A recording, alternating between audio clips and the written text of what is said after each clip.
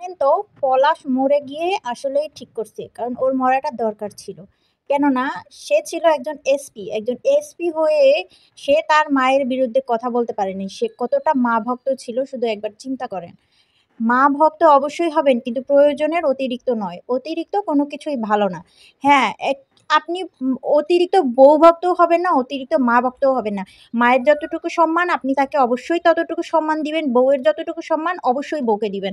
কাউকেই আপনার বেশি সম্মান দেওয়া যাবে না। আপনি মাকে এতটা সম্মান দিছেন যে আপনার বউকে অত্যাচার করছে সেটা আপনি চেয়ে, চেয়ে দেখছেন কিছু বলতে পারেন নাই। কেন ভাই এটা কেন করছেন আপনি?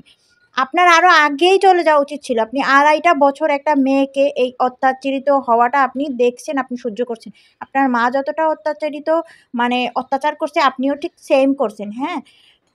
আপনারা অনেকে হয়তো ভাবতে পারেন আমি এই কথাগুলো কেন বলছি? আপনি একটাবার চিন্তা করে দেখেন যে সে মেয়েটা ২.৫ বছর সংসার করার চেষ্টা করেছে। সেটা সে না করে ১ বছরের মাথায় যদি সে ডিভোর্স দিয়ে চলে যাইত, তাহলে কিন্তু ছেলেটা বেঁচে যাইত।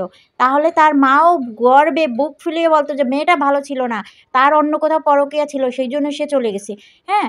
কিন্তু সে সেটা করে নাই। সে যদি ওইটা করত তাহলে কি হইতো যে সে ডিভোর্স দিয়ে চলে গেছে, সে ভালো না।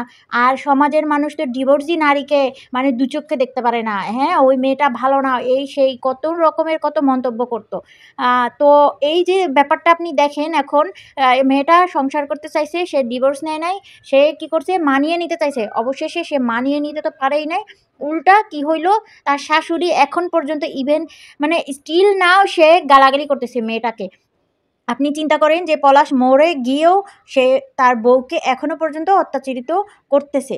তাহলে আমি এইবার ব্যাপারটা থেকে মানে বেরই হতে পারছি না। আমার এই ব্যাপারটা এতটা বেশি কষ্ট লাগতেছে যে ভাই তুমি কোন শিক্ষায় বড় হইছো? যেই শিক্ষায় তুমি একটা মেয়েকে তার যতটুকু সম্মান প্রাপ্য তুমি ততটুকু সম্মান দিতে পারো নাই। তারপরে তুমি তোমার মায়ের বিরুদ্ধে কথা বলতে পারো নাই। আর তার মা সে এমনভাবে ছেলেকে মানুষ করছে যে শেষ পর্যন্ত তাকে জীবনটা দিয়েই দিতে হইল। ভাই তুমি মানে কেমন তোমার মানে কি শিক্ষা নিয়ে তুমি বড় হইছো এটা মানে খুবই আমার চিন্তার বিষয়। আরেকটা কথা বলি যে মাসিমা আপনি আপনার ছেলের থেকে একটু হইলেও আপনি দূরে গিয়ে আপনি ছেলে আর ছেলের বউকে ভালো থাকতে দিতে পারতেন। আপনি সেই সময়টা দেন নাই। আপনার উচিত ছিল।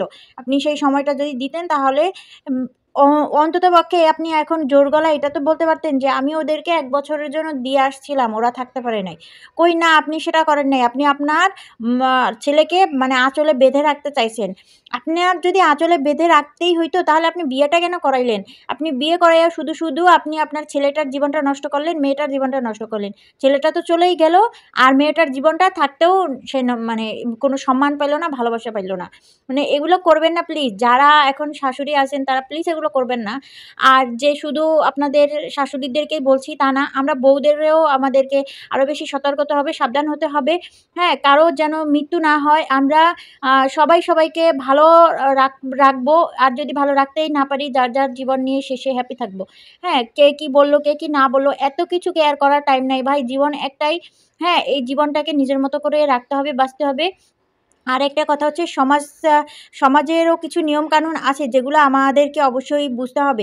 হ্যাঁ, আমি আমার ছেলেকে বড় করছি আর আমি একেবারে আঁচলের মধ্যে বেঁধে রাখবো না, এটাও করা যাবে না। আমাকেও বুঝতে হবে যে হাসব্যান্ড ওয়াইফ তাদেরও কিছু কোয়ালিটি টাইম স্পেন্ড করার সময় আসবে। সেই সময়টাকে আমাকে মানসিকভাবে আগে থেকে প্রস্তুতি করতে হবে যে স্বামী এবং স্ত্রী দুজন হ্যাঁ, বিয়ে দেওয়ার পরে আমরা যেরকম আমার স্বামী, স্ত্রী আমাদের ভালো একটা সময় কাটাইতে ইচ্ছা করে, ওদেরও ইচ্ছা করবে। তো ওদেরকেও আমাদের সেই স্পেসটা দিতে হবে। তো আজকের আমার কথাগুলো যদি কারো খারাপ লাগে থাকে প্লিজ ক্ষমা সুন্দর দৃষ্টিতে দেখবেন। কথাগুলো আমি আসলে অনেকদিন ধরে বলতে চাচ্ছিলাম কিন্তু বলা হয়ে ওঠেনি। আজকে মানে ফাইনালি বলে ফেললাম। তো এই আরকি খুবই খারাপ লাগছিল মানে ভিডিওটা দেখে মানে পলাশের মৃত্যুর ওই ইয়েটা দেখে পরে যখন জানতে পারলাম আস্তে, আস্তে ছোট, ছোট করে মানে কাহিনীগুলো বুঝতে পারলাম তখন আরকি মনে হলো যে না আসলে এটা নিয়ে কিছুটা মানে বলা দরকার। তো সেজন্য মূলত আমি আমার জায়গা থেকে বললাম। আপনারা কেউ কিছু মনে করবেন না। তো ভালো থাকেন সবাই। আল্লাহ হাফেজ। আসসালামু আলাইকুম।